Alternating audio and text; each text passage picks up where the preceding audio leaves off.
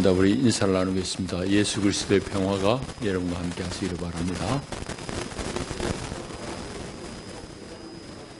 옆 사람을 향해서요. 예수 그리스도의 평화가 집사님과 함께 하시기를 바랍니다.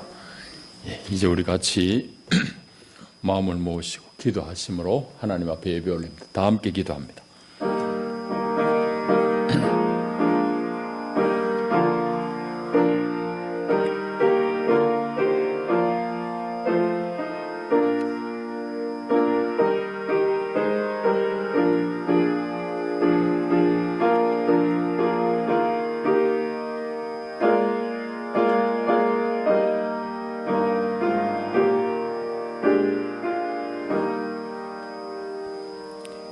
여호와께서 다스리시니 만민이 떨 것이요 여호와께서 그룹 사이에 좌정하시니 땅이 흔들릴 것이로다. 시온에 계시는 여호와는 위대하시고 모든 민족보다 높으시도다. 주의 크고 두려운 이름을 찬송할지니 그는 거룩하심이로다. 하나님은 영이시니 예배하는 자가 영과 진리로 예배할지니라. 아멘.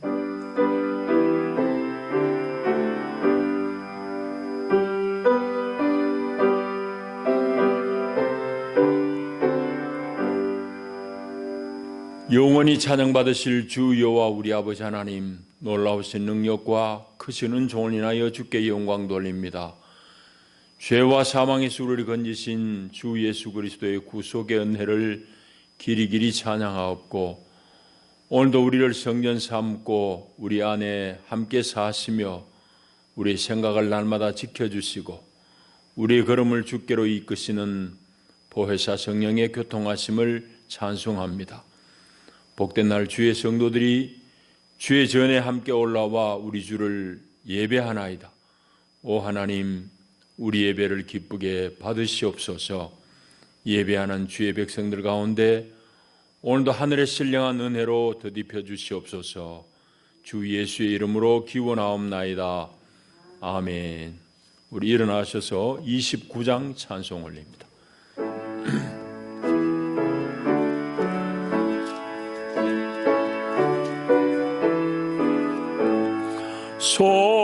성도여 다 함께 할렐루야 아멘.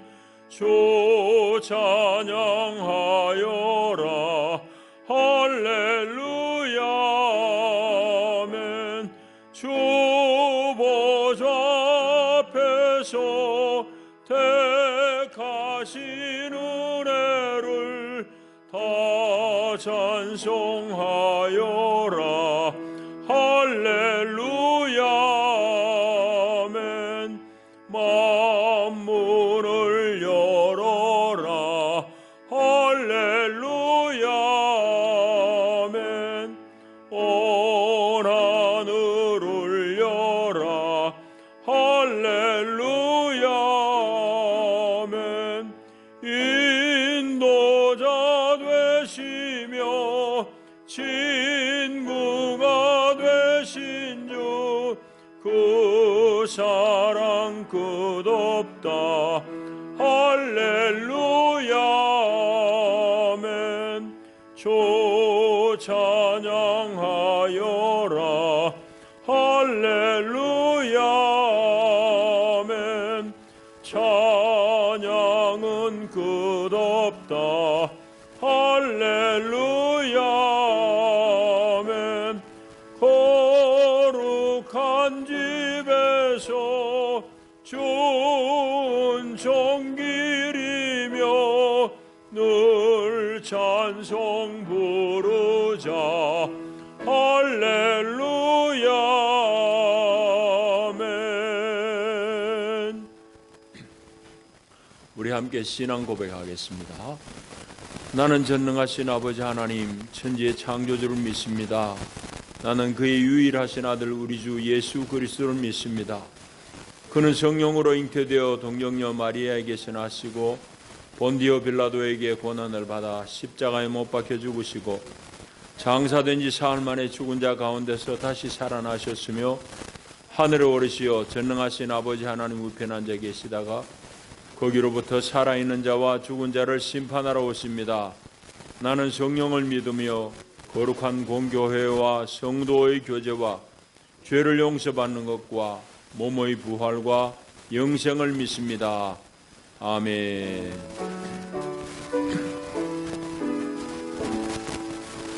박소창 장로님 예배를 위해서 기도합니다.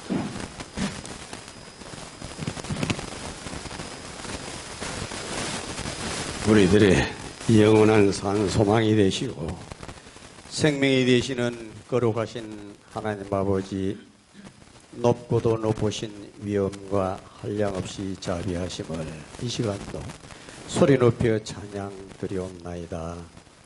죄와 허물로 인하여 영원히 버림받을 수밖에 없었던 우리들을 예수님 십자가의 보배로운 피공로로 우리들의 허물과 죄를 탕감해 주시고 우리들을 죄 없다 하시며 택한 백성 삼으시고 이 땅에 살면서도 천국 시민권을 미리 얻고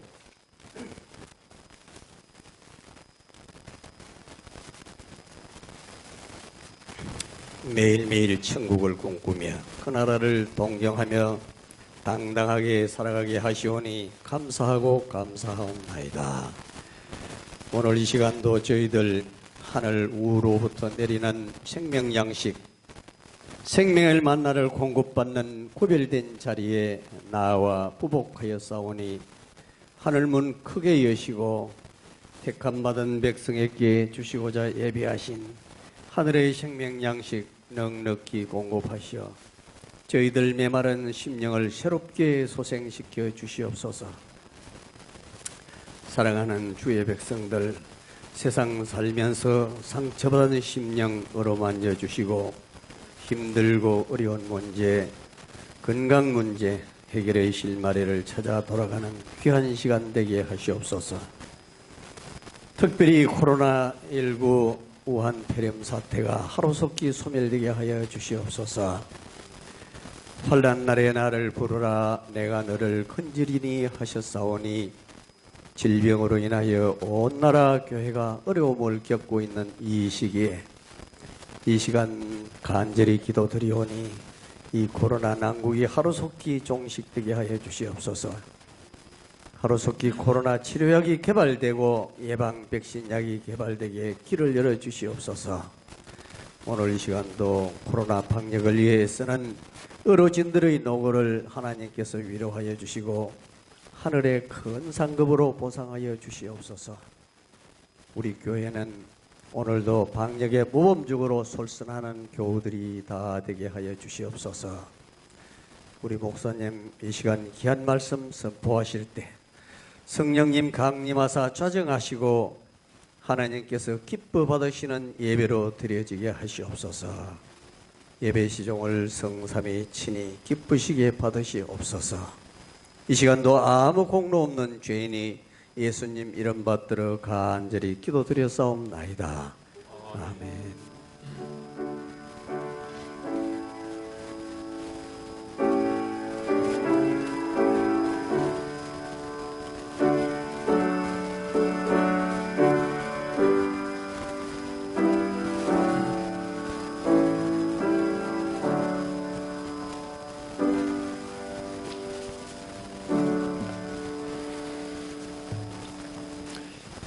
이하신 하나님께서 우리에게 주시는 생명 양식은 신약 성경 데살로니가 전서 1장의 말씀입니다.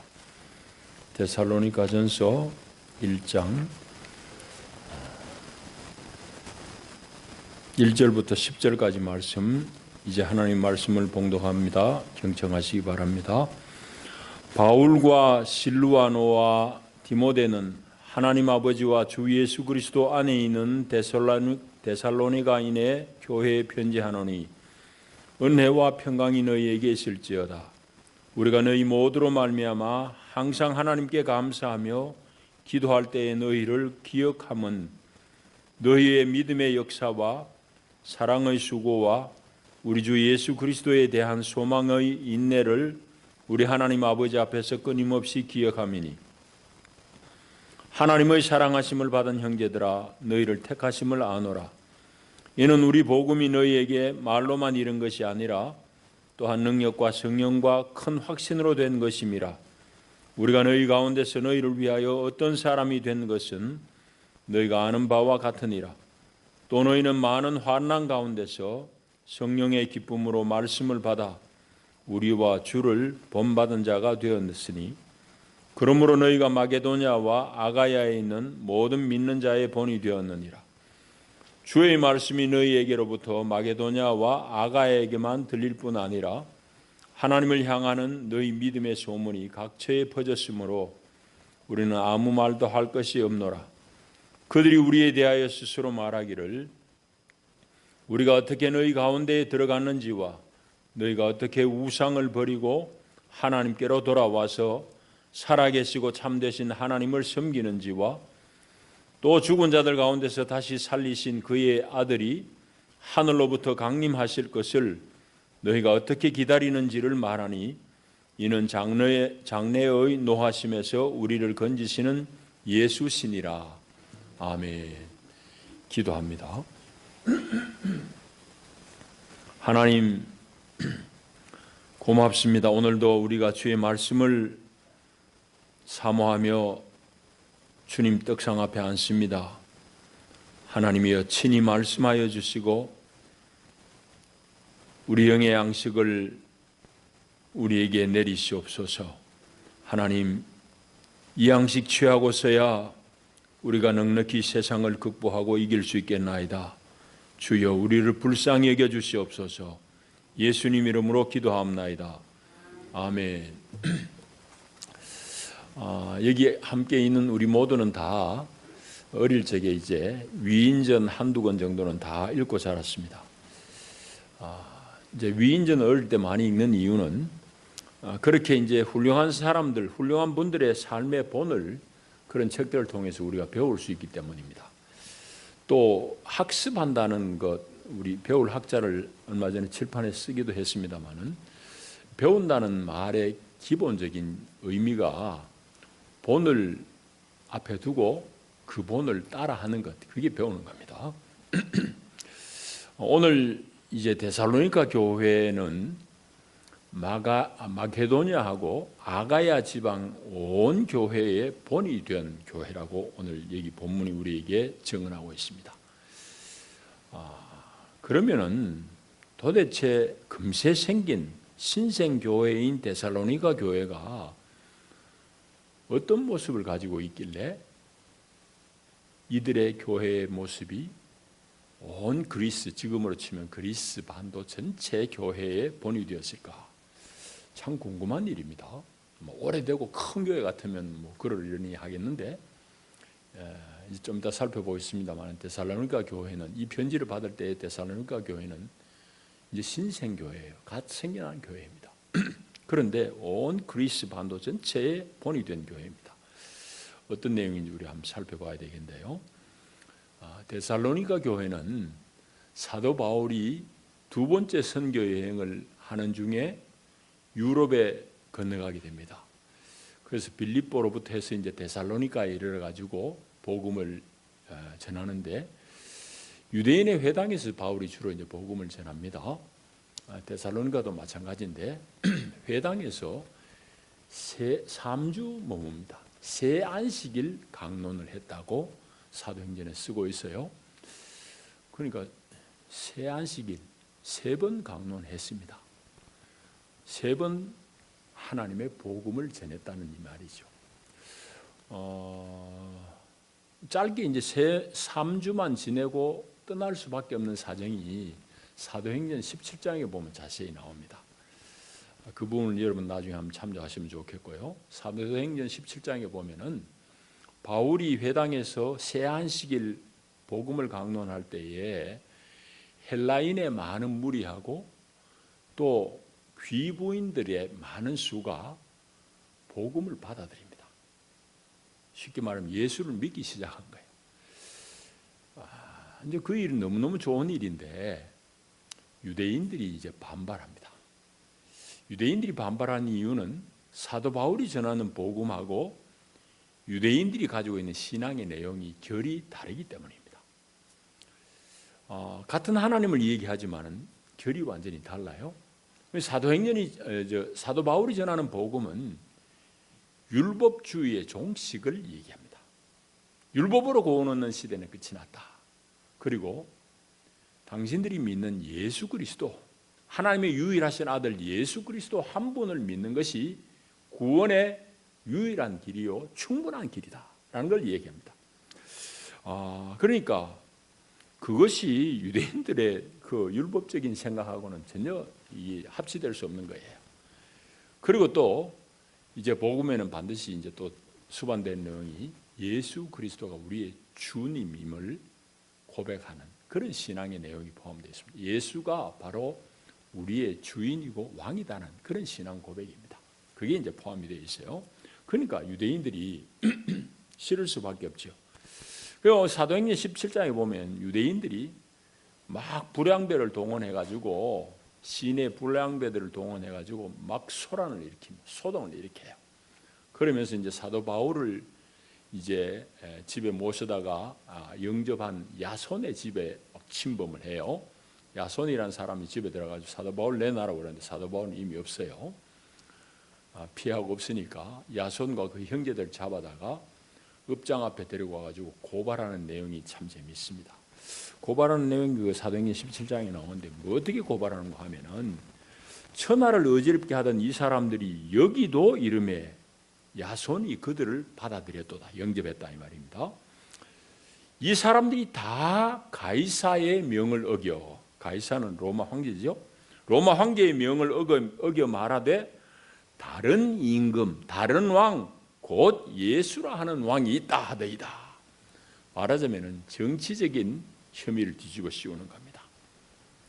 로마 제국의 모든 신민들은 황제가 자기들의 신이고 황제를 숭배하는 신앙을 가지고 있어요. 그런데 이 복음을 받아들인 이 사람들은 가이사가 황제가 아니고 다른 왕이 있다고 가르치는데 다른 왕이 바로 예수라 합니다 하면서 그런 정치적인 혐의를 뒤집어 가지고 이제 야손과 그 일행들을 고발하는 장면이 사도행전 17장에 나와 있습니다. 말하자면은 황제 숭배하는 그 세상에서 이 사람들은 황제를 숭배 안 하고 예수를 숭배한다. 말하자면 그런 혐의를, 정치적인 혐의를 씌운 거죠. 방금 말씀드린 대로 그런 난리통에 사도 바울은 이제 몸을 피해 가지고 남쪽으로 베레아를 거쳐 가지고 이제 아테네까지, 성경에는 아덴이라 되어 있습니다만 요즘 우리가 부르는 아테네입니다. 그리스의 수도 아테네에 이르러요. 거기 와가지고 이제 복음을 전합니다. 아테네를 거쳐 나중에 이제 고린도까지 내려가는데 고린도에서 너무너무 궁금해요. 자기가 급하게 복음을 전하고 새 안식일 동안만 복음을 전한 교회가 지금 어떻게 됐나 너무너무 궁금해가지고 자기 제자들 디모데, 이 실라 이런 사람들 보내요. 보내가 그 교회 한번 갔다 와 보느라. 갔다 와서 하는 보고의 내용이 너무너무 교회가 잘 큰 거예요. 교회가 잘 컸다는 얘기를 듣고 사도 바울이 감사하잖아요. 그래서 격려하고 이분들을 지지하기 위해서 쓴 편지가 바로 데살로니가 전서 후서입니다. 그러니까 사도 바울이 고린도에서 썼고 아마 시기는 주 50년경입니다. 그러니까 사도 바울이 쓴 여러 편지 중에서 제일 먼저 쓴 편지예요. 그리고 다른 편지하고 다르게 이 복음서는 이 데살로니가 전서라는 이 선시는 아주 데살로니가 교인들을 격려하는 그런 의미에서 이제 이 복음을 썼습니다. 이 서신서를 썼습니다. 그런데 다른 서신하고 다른 게 사도 바울이 쓴 서신서가 아주 많거든요. 신약 성경의 많은 부분이 다 바울이 쓴 편지입니다. 그런데 대부분의 편지들은 그 편지를 받는 교회가 무슨 염려에 빠졌어요. 바울의 염려거리가 생겨가지고 편지를 씁니다. 뭐 고린도 교회면 고린도 교회 뭐 다 그렇습니다. 다 문제가 있어요. 그런 문제들을 이제 어떻게 하면 해결할까 하고 바울이 머리 아파가지고 이제 글을 쓴 게 대부분의 서신서입니다. 뭐 예를 들어서 갈라디아서 같으면은요, 갈라디아 1장 6절에 보면은 편지 쓰는 이유가 나옵니다. 그리스도의 은혜로 너희를 부르신 이를 이같이 속히 떠나 다른 복음을 따르는 것이 내가 너무너무 이상하게 여긴다. 사도 바울이 복음을 전하고 떠났는데 보니까 조금 있다 보면 갈라디아 교인들이 다른 복음에 빠져버린 겁니다. 요즘으로 얘기하면 이단에 빠져버린 겁니다. 대부분의 교회들이 이런 문제를 가지고 있을 때에 바울이 자기가 몸은 못 가고 그 문제를 해결하기 위해서 걱정 어린 마음으로 쓴 편지들이 대부분입니다. 고린도서도 마찬가지예요. 대부분의 서신서들이 다 그런데 데살로니가 전서는 아니에요. 오늘 우리 읽은 대로 보면은 아주 칭찬하고 격려하고 그럽니다. 그래서 사도 바울이 이제 여기 쓴 편지를 보게 되면은 이 교회가 아름답게 성장했다는 소식이 있는데 한편으로는 그 교회가 성장하는데 큰 대가를 치렀다는 것을 또 듣게 됩니다. 그게 이제 오늘 6절에 나오는데요. 또 너희는 많은 환난 가운데서 성령의 기쁨으로 말씀을 받아 우리와 주를 본받은 자가 되었다 합니다. 많은 환난을 겪었다 이 말입니다. 교회가 성장하기는 성장했는데 많은 환난이 있다. 그렇게 이제 이렇게 어려운 환난 중에 믿음의 진보를 보니까 사도 바울이 너무너무 기쁜 거죠. 그래서 이들을 더 이제 격려하고 싶은 마음에서 고린도에 머물면서 쓴 편지가 바로 이 데살로니가 전서입니다. 자, 그러니까 이 데살로니가 교회는 아주 본이 될 만한 그런 교회예요. 오늘 어떤 본이 되는지, 무슨 이유로 본이 되는지 좀 말씀을 통해 살펴보겠습니다. 말씀을 조금 더 깊이 들여다볼 차례인데요. 오늘 여기 이제 보게 되면은 2절에 사도 바울이 늘 하나님 앞에 감사하며 기도하는 시간마다 데살로니가 교회를 위해서 기억하고 기도한 이유가 나옵니다. 2절에 보면 우리가 너희 모두로 말미암아 항상 하나님께 감사하며 기도할 때 너희를 기억한 이유는 하면서 3절에 나오는 거죠. 그러니까 사도 바울이 늘 감사하고 기도할 때마다 데살로니가 교회를 위해서 기도할 수밖에 없었던 이유가 뭔가 하면은 한마디로 하면 이들의 신앙생활이 너무너무 이쁜 거예요. 바울이 보기에. 아주 신앙생활이 이쁜 모습입니다. 그게 이제 3절에 나옵니다. 너희의 믿음의 역사와 사랑의 수고와 우리 주 예수 그리스도에 대한 소망의 인내를 우리 하나님 아버지 앞에서 끊임없이 기억하기 때문이다. 그리 말입니다. 이 사람이 이제 감 믿었지만은 믿음의 역사가 있어요. 이 역사란 것은 뭐 20년, 30년 이 역사를 얘기하는 게 아니고 히스토리가 아니고 이 역사는 사역을 말합니다. 그러니까 믿음에 따르는 그들의 사역, 섬김이 있잖아요. 그 사역을 얘기해요. 그리고 사랑하는 마음이 있으니까 사랑에 따른 수고가 있어요. 입으로만 사랑하는 게 아니라 사랑의 수고가 있고 또 예수 그리스도가 다시 온다는 이 소망 가운데 넉넉히 이런 여러 환난을 인내하고 견뎌내는 거예요. 그 인내의 소식을 듣고는 하나님 앞에 감사하고 기도한다 이 말입니다. 그러니까 아주 신앙 연조는 짧지만은 너무너무 이쁜 거예요. 목사도 마찬가지입니다. 오래 믿으나 짧게 믿으나 특히 짧게 믿은 사람, 간 믿은 사람이 너무너무 신실하게 교회 잘 출석하면서 복음의 삶을 살려고 하는 사람 보면 너무너무 이쁘잖아요. 그리고 이제 사도 바울에게는 데살로니가 교회가 바로 그런 교회입니다. 그래서 늘 하나님 앞에 감사하고 기도할 때 빠뜨리지 않고 기도한 이유가 바로 거기에 있습니다. 그러면은 여기 이제 또 하나 더 살펴봐야 되겠는데 여기 지금 6절 이런 데 보게 되면은 많은 환난을 겪었다 했잖아요. 앞에도 물론 나옵니다만은 너희는 많은 환난 가운데서 했습니다. 이 데살로니가 교회가 도대체 무슨 이유로 이렇게 많은 환난을 받았을까 하는 얘기입니다. 그거는 이제 우리 전체를 다 봐야 되지만 1장을 잘 우리 눈여겨보게 되면은 이 당시에 로마 제국은 조금 전에 얘기했듯이 황제를 신의 반열에 올려놓고 황제를 숭배하는 신앙이 있습니다. 황제 숭배하는 신앙이 종교가 되어버렸어요. 그리고 황제 숭배하고 그리고 황제를 신의 반열에 올리고 제사를 지내니까 로마의 모든 도시에서는 다 황제에게 제사하는 그런 제례가 있습니다. 제사가 있는 거예요.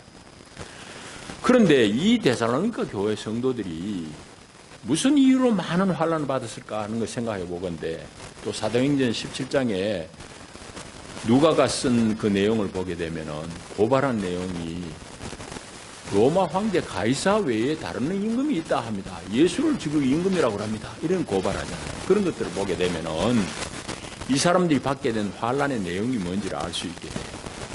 그럼 황제를 숭배하고 황제를 숭배하는 제사를 드리는데 이 사람들이 거기에 참가 안 하는 거지. 그럼 9절에 보면 그걸 알게 돼요. 9절에 보면은 중간에 너희가 어떻게 우상을 버리고 하나님께로 돌아와서 살아계시고 참되신 하나님을 숨긴다는 말, 예배한다는 말입니다. 그 우상을 내버리고 하나님께 돌아와서 하나님을 예배하는지 내가 듣고 있다. 그러니까 이 사람들이 황제를 섬긴 그 우상, 그 제사에 참여 안 했다. 그러니까 얼마나 그 로마 제국 아래 큰 도시에서 황제를 숭배 안 하는 그 황제를 숭배하는 제사에 빠진다는 것은 자기의 불이익을 감수하는 거예요. 그리고 이게 알려지면은 또 여러 가지 박해, 손해도 감수해야 돼요. 이걸 여러분들이 조금 이해하기 쉽게 이제 말씀드리자면은 지금은 뭐 아주 그 한 성만 사는 마을은 시골에도 거의 없을 겁니다만 우리 시골 마을들은 지금도 보면은 뭐 무슨 그 일가 친지들이 모여 사는 그런 마을들 집성촌이라고 그러죠. 집성촌이 많아요. 지금은 이제 다른 성시들도 섞여 살긴 하지만은 본래 다 일가 친척들이 이주해가지고 개간하고 마을을 이루었단 말이죠. 그걸 우리가 집성촌이라고 그러는데 그 집성촌에서 예를 들어 1년에 한 차례 조상들을 모시는 뭐 묘사를 지낸다든지 이러 하는데 자기 신앙 때문에 거기 참석 안 한다? 그건 대단히 불편한 겁니다. 그리고 큰 용기가 필요하고요. 그렇지 않겠습니까? 뭐 우리가 그런 걸 이해하면 좋겠는데 로마 시대는 황제를 숭배하는 제사가 거창하게 벌어지는데 자기 신앙 때문에 예수 믿는 것 때문에 그걸 참석 안 하고 하나님을 예배한다. 결단이 대단한 결단입니다. 그리고 높은 지위에 있는 사람은 그걸 그렇게 하기가 또 더 힘든 거예요. 그러다 보니까 이 사람이 손해를 감수해야 되고 박해를 받을 수밖에 없는 거예요. 이 많은 환란이라는 것은 바로 그런 의미입니다. 자, 그럼에도 불구하고 이 사람들은 그 신앙적인 결단을 가지고 하나님께로 돌아왔다. 그 말입니다. 자, 그러면은 7절에 보면은 그러므로 너희가 마게도냐와 아가야에 있는 모든 믿는 자의 본이 되었다 했잖아요. 마게도냐는 그리스 반도의 북쪽이고 아가야는 그 아래쪽입니다. 그러니까 지금으로 치면 그리스 전체 혹은 그 위에 위에 있는 그 마게도냐 그런 나라들을 포함한 지역입니다. 지금 그리스보다 더 넓은 지역이에요. 우리가 쉽게 그리스라고 그러십시다. 그래서 데살로니가 교회 당신들이 온 그리스에 있는 모든 믿는 자의 본이 되었다라고 우리 칭찬해요. 그런데 그들이 온 그리스 교회의 본이라는 건 뭔가 하면은 6절에 또 3절에 나와 있습니다. 6절을 먼저 보시면은 방금 얘기한 대로 이렇게 겪는 많은 환난 가운데서도 성령이 주는 기쁨으로 말씀을 받아 우리와 주를 본받은 자가 되었다. 그렇게 해요. 말하자면 이렇게 손해를 입고 박해를 겪으면서도 굴하지 않고 성령이 주시는 기쁨 가운데서 말씀을 살아냈다 이 말이에요. 우리와 주를 본받은 자가 되었다 이 말은 사도 바울과 예수 그리스도의 길을 뒤쫓아갔다 이 말이에요. 사도 바울이 여러분 박해를 안 받았습니까? 예수님 박해를 안 받았습니까? 이 사람들이 큰 환난 중에서도 성령이 주는 기쁨 가운데서 말씀을 온전히 받아가지고 손해를 감수하고 박해를 감수하고 예수의 뒤를 쫓았다. 말씀을 살아냈다 이 말이죠. 복음을 살아냈다 이 말이죠. 그 살아낸 구체적인 내용이 바로 조금 전에 읽은 3절입니다. 믿음이 있으니까 믿음에 따른 섬김, 역사가 있는 것이고 하나님을 사랑하는 마음이 있으니까 사랑하는 마음으로 수고를 기꺼이 감당하는 것.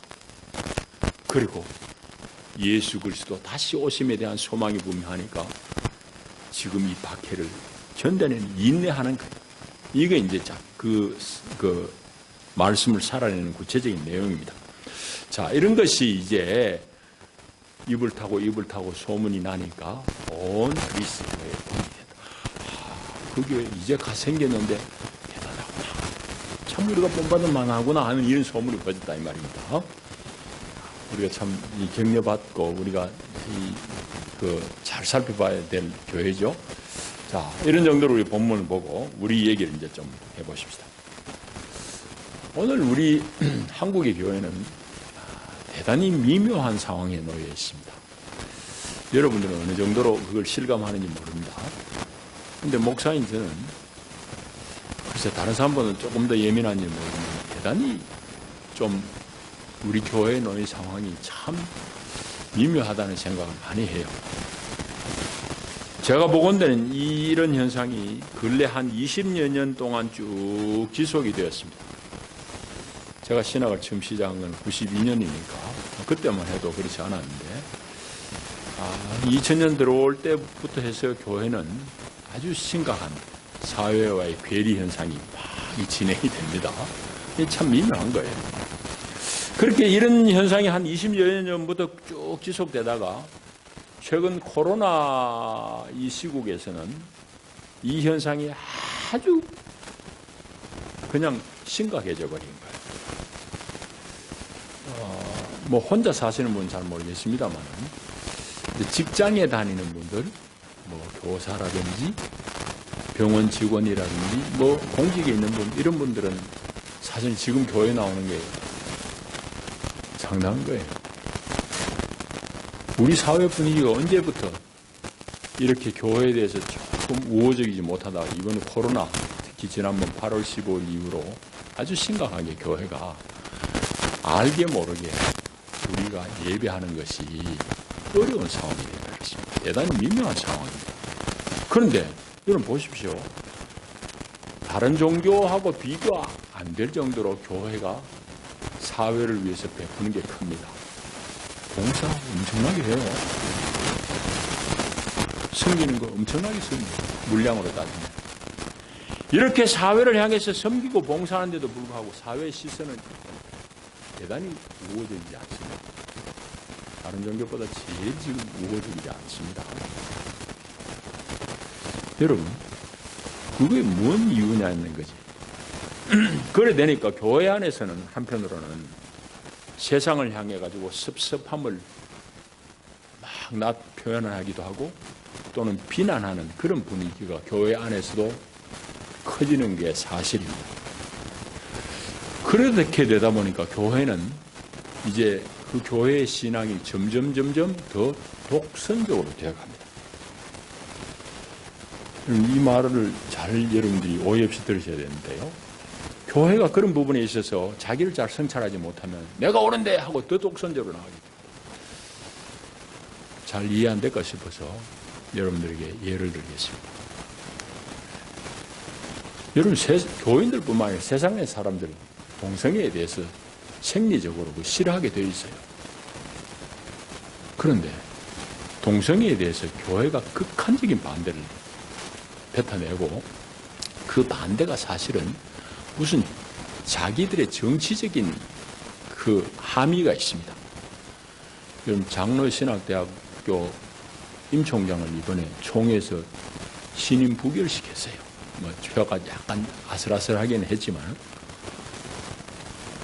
제가 대단히 분노하는 것은 그분의 학문적인 업적이나 게으름 이런 것 가지고 얘기하면 모르겠는데 투표하는데 갑자기 분이 막 소리를 흘리는데 장신대 임 총장이 동성애 지지자다 막 그런 말을 퍼뜨리는 거예요. 내가 막 화를 내버렸는데 여러분, 신학대학교 총장이 동성애 지지한다는 게 상식적으로 말이 안 맞는 얘기잖아요. 임 총장이 마음에 안 들어요. 그 사람, 그런 말을 내는 사람 입장에서는. 무슨 문제 때문에?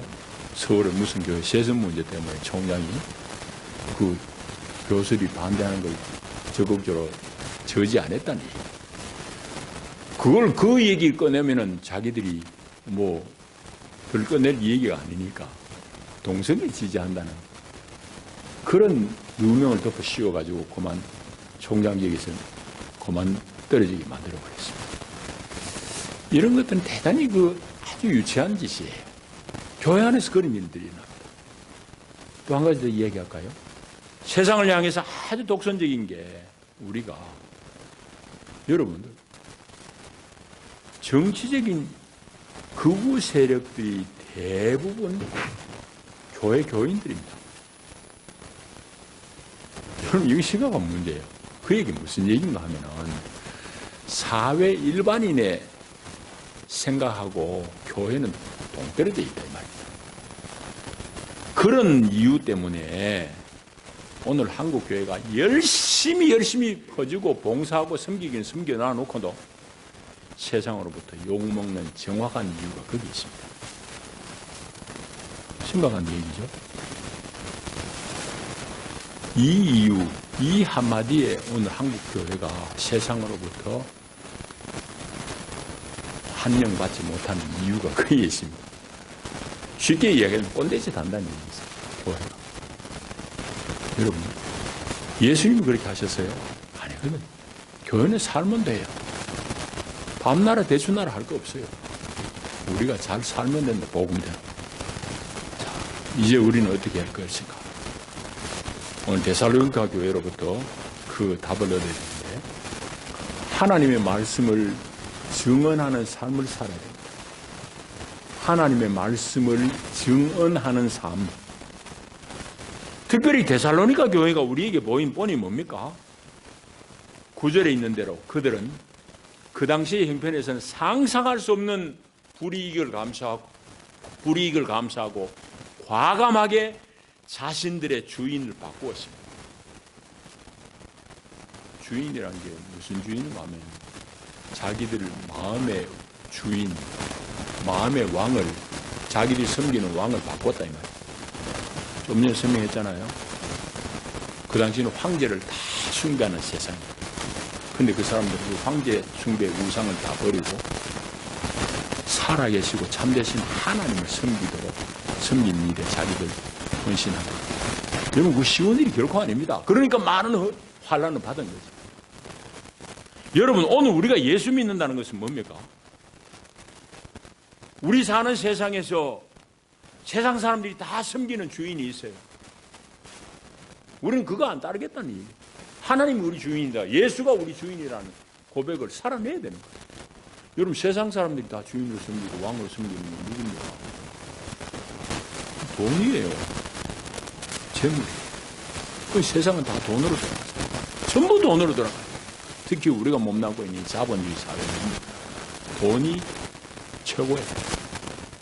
그러니까 사람을 평가하는 것도 평가할 때 그 사람의 인격이 그 사람의 뭐 사람 된 그런 게 필요 없어요. 그 사람 돈 많은 사람인데 그 사람 저 사람이 뭐 우리 뭐 쉽게 그런 얘기야. 이와 같이 오늘 우리가 사는 세상, 우리가 몸담고 사는 세상은 돈이 주인이 된 세상이에요. 그런데 그렇게 돈으로 사람을 평가하고 사람을 매김하는 것은 절대 성서적인 아니에요. 절대 성경의 가르침이 아니라 여러분. 그러니까 오늘 우리가 우리의 중심이 내 주인이 예수다라는 것, 주 예수 그리스도. 그것이 그 짧은 몇 마디가 담고 있는 함의는 대단합니다. 예수님 내 주인이란 말이에요. 예수님 내 메시아단 말이에요. 나의 구원자란 말이에요. 근데 여러분들이 예수가 왕인 것을 증거하는 삶을 살아내면 그 왕으로 실제로 믿고 사느냐는 거예요. 돈 없으면 비 다 주고 돈 있으면 어쩌해지. 우리 그래야 되는데 우리는 태어난 바탕이 그런 자본주의 돈이 최고인 세상에 살고 있기 때문에 우리가 참으로 우상을 버리고 하나님께로 돌아왔다 그러면 그걸 부인해야지. 남을 대할 때 가진 것을 많고 적음으로 대하지 말아야 될 것이고 내가 추구하는 최고의 가치도 재물이 아니고 하나님을 얼마나 내가 더 얻을 것인가 그걸 우리 관점이 되어야 되죠. 그걸 오늘 우리에게 말씀합니다. 그러니까 하나님과 예수 그리스도를 주인으로 왕으로 섬기는 실질적인 삶을 살아야 되는 거예요. 그것이 세상에서는 좀 손해볼 수 있습니다. 등신같이 보일 수도 있고요. 또 불편할 수도 있고. 그러나 교회가 그렇게 살아보십시오. 세상이 그걸 교회라고 했어요. 진리를 밝히는데 세상보다 더 빠르게 달라더니 그 교회를 보겠습니까? 교회로.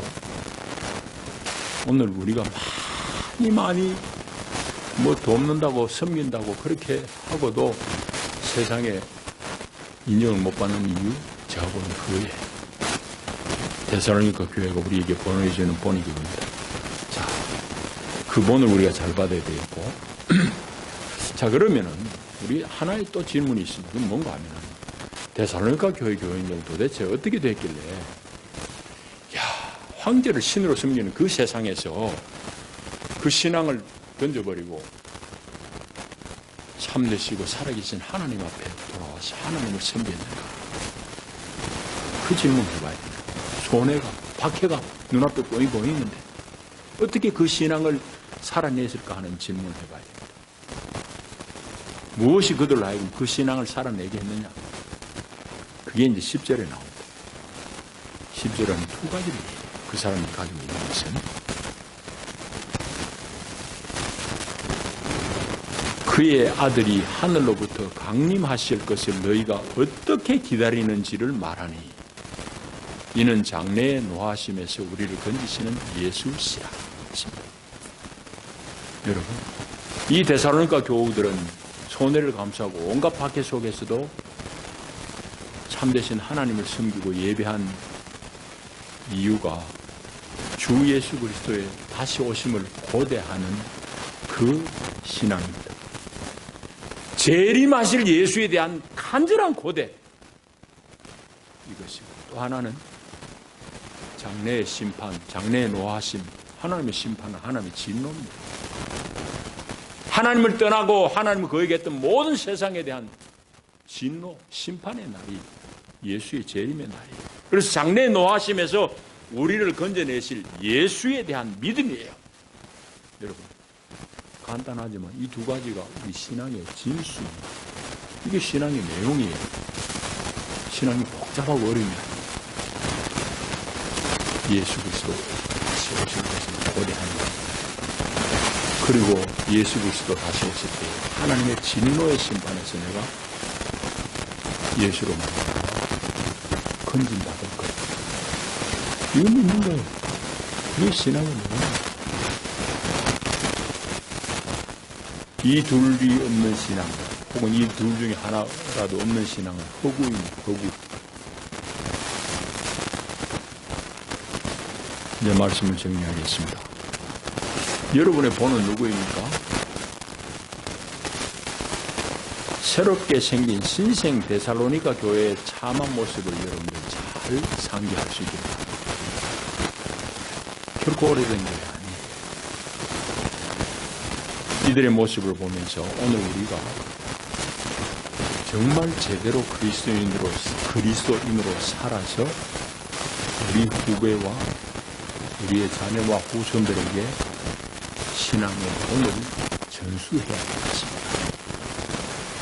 그럴 때에 우리 신앙은 참으로 하나님의 인정하게 될 것입니다. 기도합니다. 하나님 감사합니다. 생긴 지 얼마 되지 않았지만 데살로니가 교회는 온 그리스 반도의 모든 믿는 이들의 본이 되었다고 했습니다. 그 본이 된 내역과 본이 된 과정들을 우리가 살폈습니다. 하나님, 이 땅에 예수 믿는 사람, 교회 출석하는 사람은 많습니다. 하나님, 그러나 세상은 교회를 향해서 결코 우호적인 시선을 보내지 않습니다. 교회가 교회답지 못했기 때문이라는 주여, 복음의 삶을 살아내는 저희들 되게 하여 주옵소서. 세상을 가르치려고만 하지 않게 하옵소서. 예수님 이름으로 기도합니다. 아멘. 450장 찬송하시면서 예물 봉헌하겠습니다.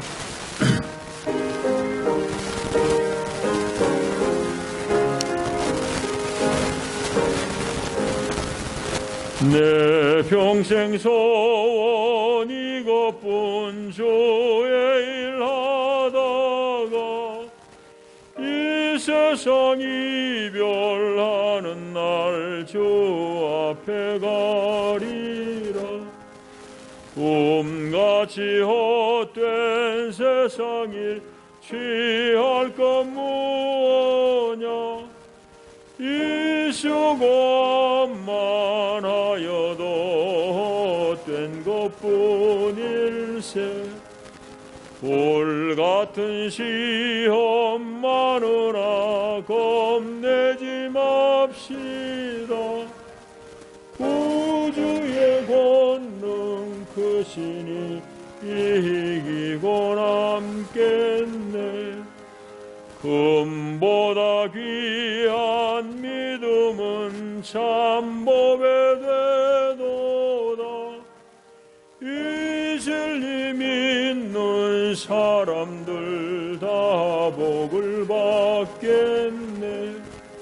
살같이 빠른 광음을 주 위에 아끼세. 온 몸과 마음을 바치고 힘써서 일하세. 아멘. 기도합니다. 하나님, 우리를 사망 가운데 건져내셨으니 그 은혜와 그 사랑이 너무너무 크고 감사합니다. 하나님의 구원하신 은혜와 우리 삶 가운데 늘 채워주시는 하나님의 공급하신 사랑에 감사해서 우리의 몸과 마음을 주님 앞에 드립니다. 그 마음으로 우리 아낀 물질을 구별하여 예물로 공헌하는 하나님 다 일러마시고 우리의 삶 가운데 하나님 친히 역사하시고 인도하시고 감찰하여 주옵소서. 연약함을 도와주시고 우리의 필요를 아시는 주여 채워주실 줄 믿습니다. 믿음의 복을 드립해 주시옵소서. 예수님 이름으로 축복하고 기도합니다. 아멘. 교회 소식 주보를 참조해 주시기를 바라고, 목장의 목자들은 목원들 전화로라도 안부해 주시고, 개인 전도는 요즘은 설교가 전부 다 이제 녹화가 돼서 좀 길긴 합니다만 설교 부분이라도 좀 잘라서 들어보시라고 예배 영상을 통해서 전도해 주시기 바랍니다. 자, 이제 우리 다 일어나셔서 인사 나누겠습니다. 잘 오셨습니다. 환영합니다. 네.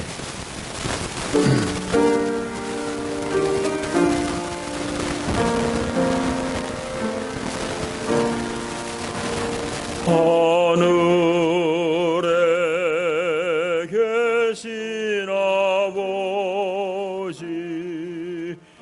이름 거룩하사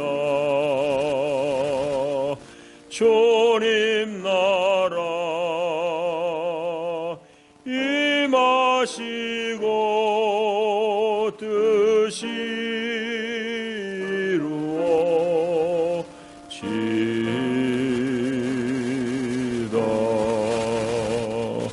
일용할 양식 주시고 우리들의 큰 죄 다 용서하옵시고 또 시험에 들게 마시고 악에서 구원하소서. 대개 주의 나라 주의 권세 주의 영광 영원히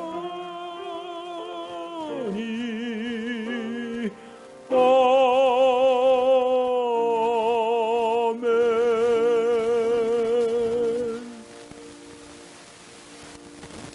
주 예수의 은혜와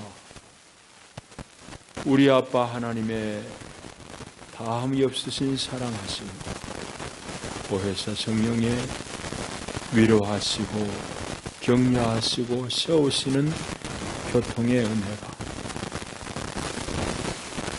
참으로 세상의 주인을 거부하며 주 예수 그리스도의 주되심을 고백하며 살아내는 이 믿음으로